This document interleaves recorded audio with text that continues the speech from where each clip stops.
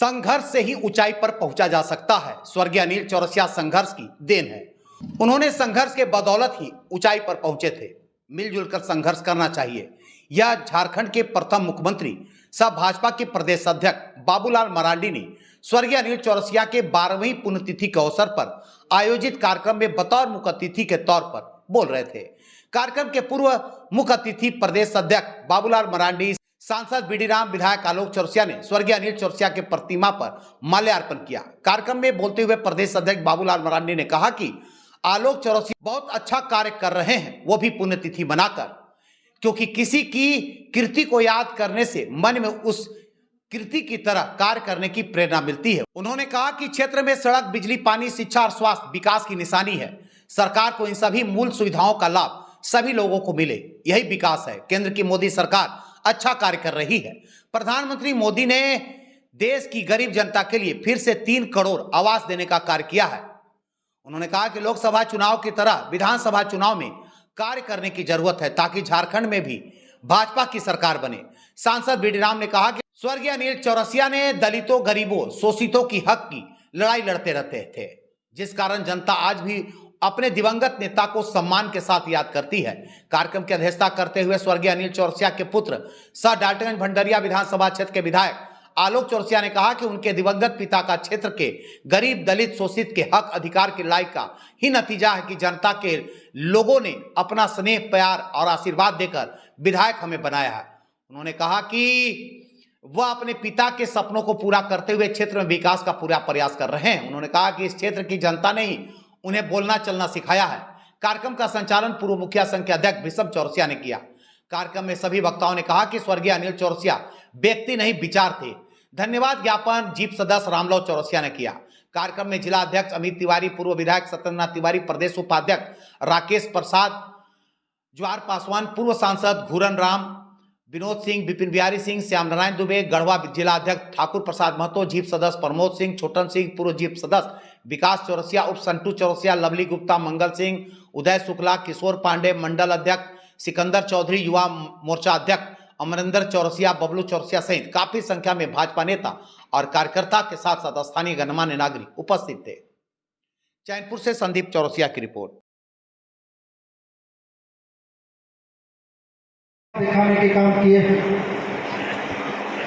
और इस कार्यक्रम में आने वाले सभी माता बहन जो इस तपती धूप में अपने घर से निकलकर इस कार्यक्रम में उपस्थित हुए हैं, मैं उन सबों को भी अपनी ओर से बहुत बहुत बधाई और शुभकामना देता हूं कि आज आप तमाम लोग इस कार्यक्रम में शिरकत लेकर इस कार्यक्रम का मान बढ़ाने के काम किए।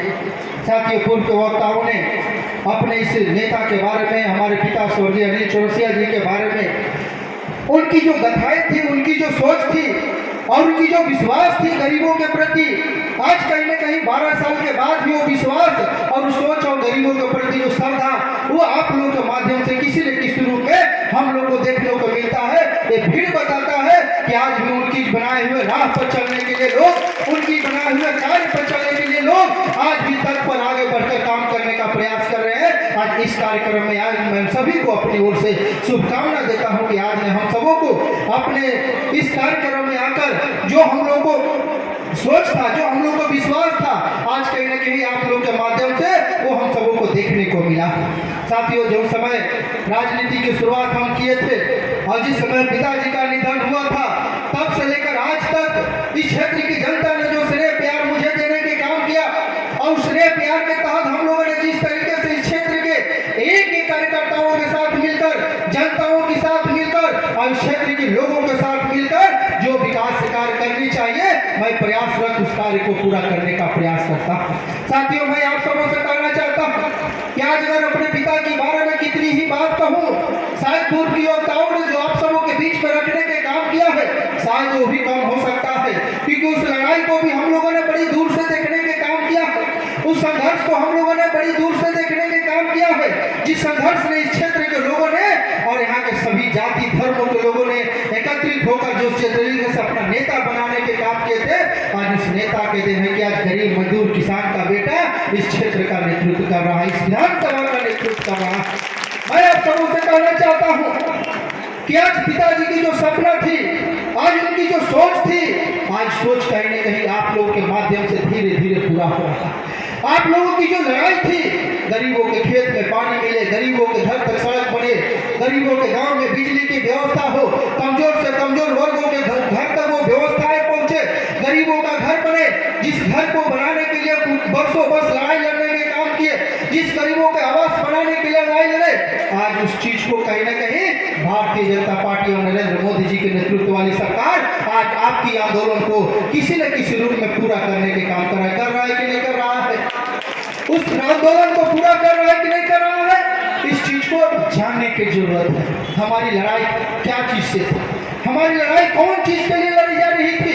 हमारी लड़ाई गरीबों को विकास के लिए लड़ी। गरीबों का जो हक है, मजदूरों किसानों का जो हक है, वहां के वंचितों का जो हक है, उस हक की लड़ाई लड़ने के लिए हमारी लड़ाई हो रही थी।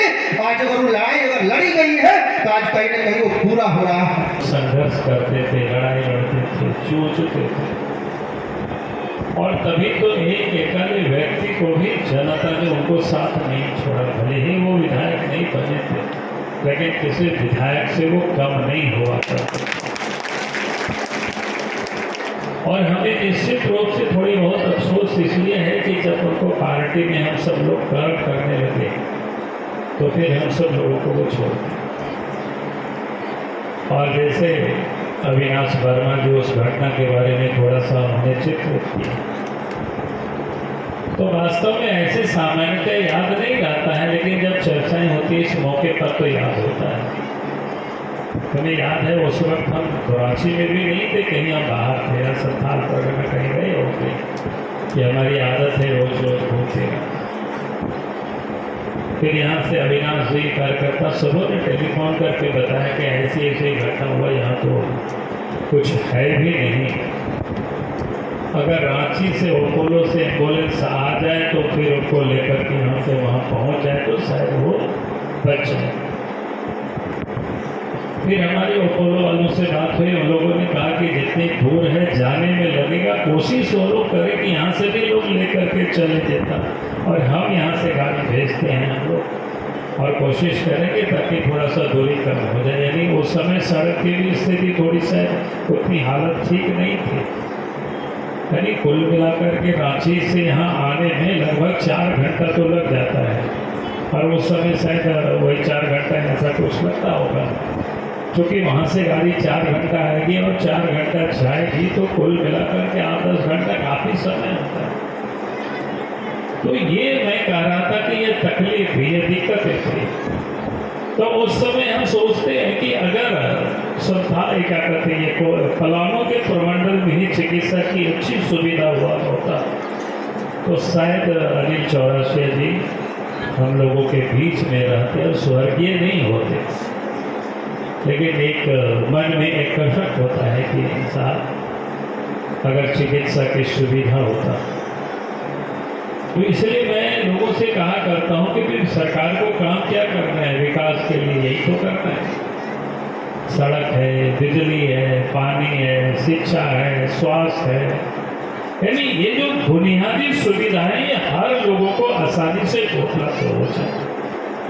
और जिस दिन सरकार की ओर से ये सारी चीज़ें उपलब्ध हो जाएगी सहजता से, तो मैं समझता हूँ बाकी लोग अपने आप खुशी खुशी रह सकेंगे, जी सकेंगे, और फिर विकास का जो बाकी काम है वो अपने आप चल पड़ता है।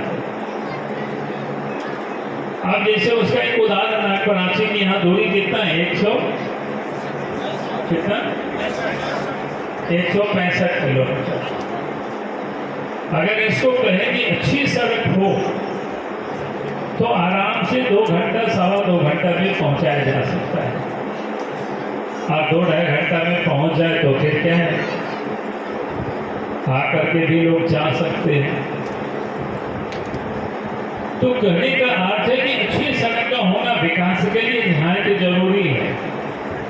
और आप तो सरकार बनाती रही, आपने देखा होगा कि 4 लेन बाकी ये सड़क बन रहा है। लेकिन पहले क्या अवस्था क्या स्थिति थी, अभी उसका आलोक जी आपको चर्चा कर रहे थे, इसलिए मैं उसको चर्चा नहीं करूँगा। मैं इतना ही कहूँगा कि जो विकास के लिए सड़क का कितना महत्वपूर्ण है, इससे आप एक अंदाज लगा सकते हैं। और वास्तव में जहाँ कहीं भी सड़कें ठीक नहीं होती वहाँ लोग आना जाना भी लोग पसंद नहीं तो सोचते करिए यार इतना समय लगता है, आने जाने में ही समय बर्बाद होता है। हम लोग भी जब कलामों के लिए अपने कार्यकर्ता बोलते हैं कि सर समय दीजिएगा, तो हम लोग कहते हैं तो वही सोचेंगे एक बार आना जाना तो बड़ी मुश्किल होता है, 3-4 दिन के लिए हम आएंगे, वैसा प्रोग्राम समय मिले तो भी आएंगे। उसका एकमात्र कारण होता है कि भाई सड़कों की दशा, जो आने जाने में जो आने में इतना समय लगता है, तो कहने का अर्थ मेरा यह है विकास के लिए सड़क का होना जरूरी है, विकास के लिए बिजली का होना जरूरी है, जिसकी अभी चर्चा कर रहे थे। मैं कहता हूँ सड़क अच्छी हो, बिजली ठीक ठाक हो, 24 घंटा मिलता हो, अच्छी बिजली मिलता हो, तो विकास का बाकी काम आप देखेंगे अपने आप राज्य में शुरू होता है। जो भी प्रदेश ने विकास किया है, तरक्की किया है, प्रगति किया है, वहां जाएंगे तो सबसे पहले आपको सड़क अच्छी मिलेगी और बिजली आपको अच्छी मिलेगी।